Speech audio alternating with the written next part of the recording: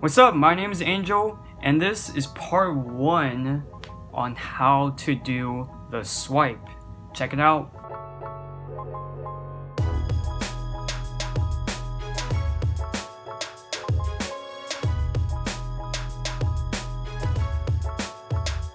Okay, now swipes is one of the first ever power moves I ever learned when I first started breaking. Obviously it took me a year because the move was hella hard.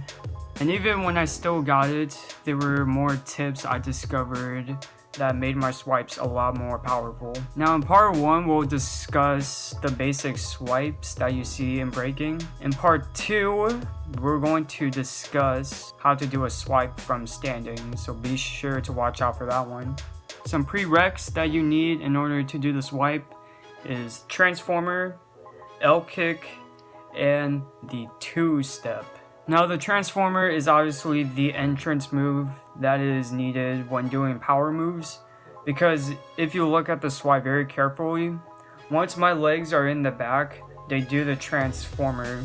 An L kick is also useful because when you're doing a swipe, you're almost trying to enter into an L kick type position, and also helps you how to transfer your weight to your arms, and your hips will also stay up without the needing to actually hold your hips when doing the swipe, which is also one of the difficult parts about this move, is holding your hips up. And the 2-step, this is a b-boy footwork move. It's just like a swipe, but obviously you're in the footwork position. And what this does is that it helps you understand how to rotate in a circle, because swipes, you're rotating around in a circle. Now I do have tutorials for 2 of those moves. Click on the icon on the top right to check those out. I do this move to the left. If you're going to do it the opposite way, do everything I say opposite. So let's get started. Step 1 of the swipe is the position, the swipe position. So what it's going to look like is that you're going to be in this crab walk type pose, and your chest is going to face up into the sky. Your hands are facing back, and your arms, make sure they're shoulder width apart and not too wide, nor it shouldn't be too close to each other, and your feet are facing front. What's important, I'm going to say this a bunch of times, is that your hips need to stay up.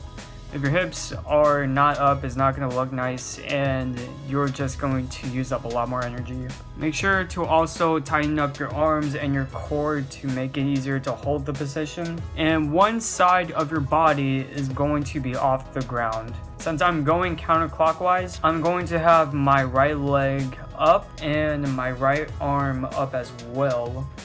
Now the arm that's off of the ground, make sure it's cocked back to the opposite direction. So my right arm is up and I'm reaching to the left. That's going to help me prepare to actually go into the swipe. Step 2 is the kick, jump, and throw. Since my right leg is up, I'm going to kick it to the opposite direction, which is my left shoulder. And I'm going to throw my arm to the opposite side, which is my right. And I'm going to push off of my support arm, which is my left, and then I'm going to jump off my left foot. All of this is going to happen at the exact same time, so make sure you do everything at the exact same time. What would also be helpful too when you throw is to also stick your chest out, so you kind of arch your back. Now this is going to be complicated to explain, so I'm going to explain it as best as possible.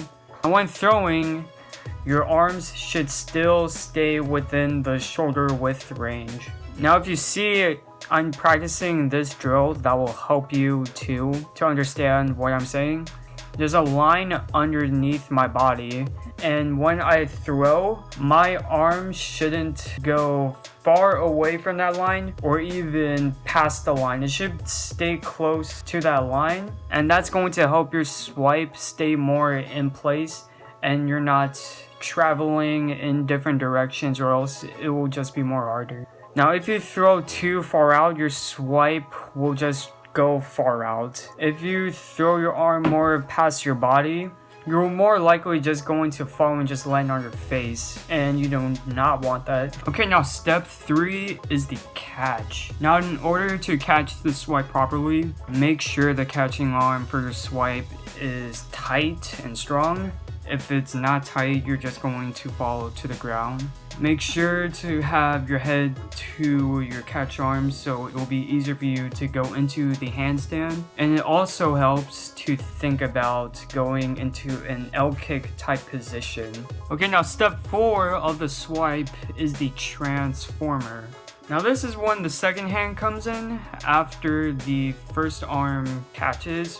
What are you going to do with the second hand? So basically this is where the transformer is needed. Now the second hand is then going to touch the ground, but it needs to land in a specific position in order for you to rotate around in the swipe.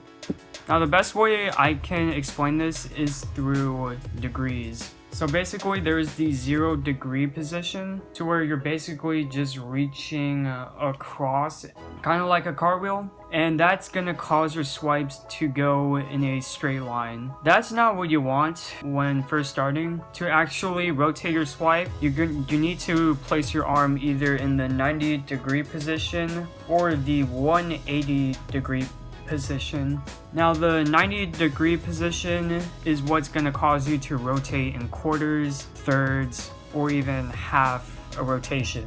The 180 degree position allows you to rotate in a full circle, so it almost looks like you're doing a flare, but the jumping leg taps in the front once it reaches to the front. And once you put your arm either in the 90 degree position or the 180 degree position, you're then going to do the transformer.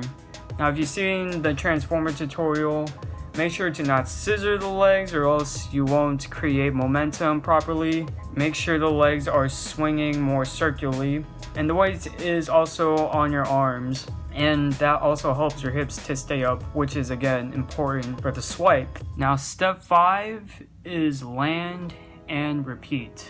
Now once you land, the catching arm is going to remove off of the ground and is going to be cocked back again, ready to do another swipe. There is 2 ways of landing. You can land with your hips turned out or with your hips facing forward. If you want to land with your hips turned out, you need to land on the ball of your foot, but with your foot facing the opposite direction of where you're going. Now if you want to land with your hips facing forward, all you have to do is land fully on your foot but not heel first, and make sure your foot is facing forward so that your hips will then stay facing forward.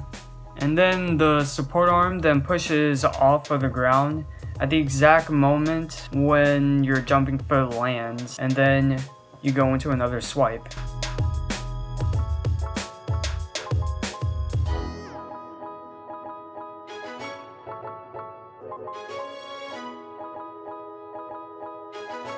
Now here's a little progression that will help you get the swipe a lot more faster. Now there's 3 stages to this progression. Now stage 1 of this is doing the swipes with your hips low. So you're going to do everything I told you in the swipe, but with your hips low, but also land on both feet. I suggest you take your time with this, don't go too fast or else you might fall or something bad will happen.